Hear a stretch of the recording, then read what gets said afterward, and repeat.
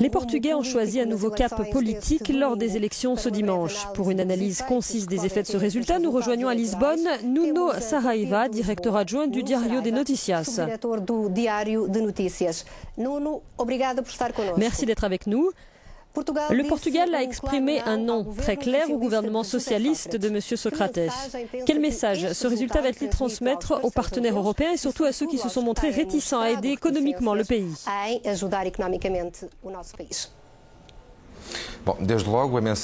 Le message que ce résultat transmet, c'est que désormais on a des conditions politiques très objectives de stabilité pour que le Portugal puisse accomplir ses engagements. Il y a aussi un message interne des Portugais de rejet énorme vis-à-vis du Premier ministre José Sócrates. Comme on le sait tous, le mémorandum signé avec la Commission européenne, la Banque centrale européenne et le Fonds monétaire international a été signé par les trois grands partis, le Parti socialiste et les deux qui vont maintenant assumer la gouvernance.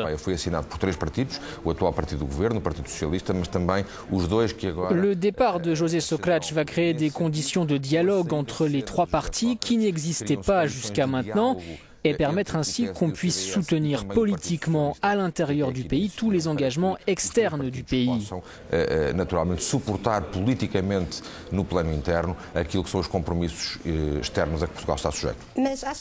Ce changement politique peut-il transmettre davantage de confiance à l'extérieur ou au contraire le fait d'avoir une coalition gouvernementale peut-il encore plus fragiliser la confiance dans les capacités du pays à relever les défis économiques? Au contraire, les premiers signes sont positifs. Les marchés ont réagi d'une façon très favorable aux résultats des élections qui ont abouti à une majorité claire de centre-droit.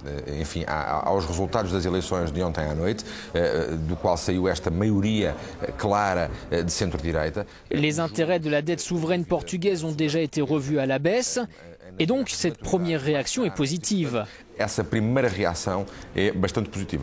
De plus, les partenaires européens ont maintenant une donnée politique objective. Il y a toutes les conditions de stabilité pour accomplir les engagements du Portugal au cours des 4 ans de cette législature. Como já disse, cumpra e honre os seus compromissos no prazo de 4 anos, no prazo desta legislatura. Les leaders des deux partis de la coalition ont fait des promesses à leurs électeurs. Ce gouvernement aura-t-il une marge de manœuvre politique ou est-il totalement coincé par le compromis trouvé avec les créanciers internationaux du Portugal?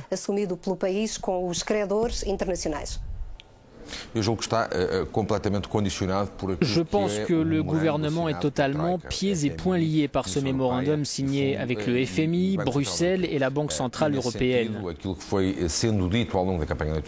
Dès lors, tout ce qui a été dit durant la campagne ne sont que des paroles de campagne.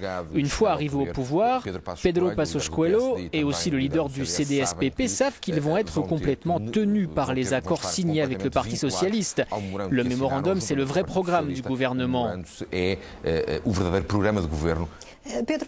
Pedro Passos Coelho a promis un gouvernement resserré en phase avec l'austérité imposée au pays. À quel genre de gouvernement peut-on s'attendre? Pedro Passos Coelho a l'occasion de faire un gouvernement avec un nombre de ministres réduit, notamment en diminuant le nombre de secrétaires d'État. Mais il sera très difficile, dans le cadre de la négociation entre les deux partis, de réduire de façon drastique le nombre de ministres. No quadro de uma negociação bipartidária para a constituição de governo, será difícil reduzir drasticamente o número de ministros. Nuno Saraiva, muito obrigada. Nada.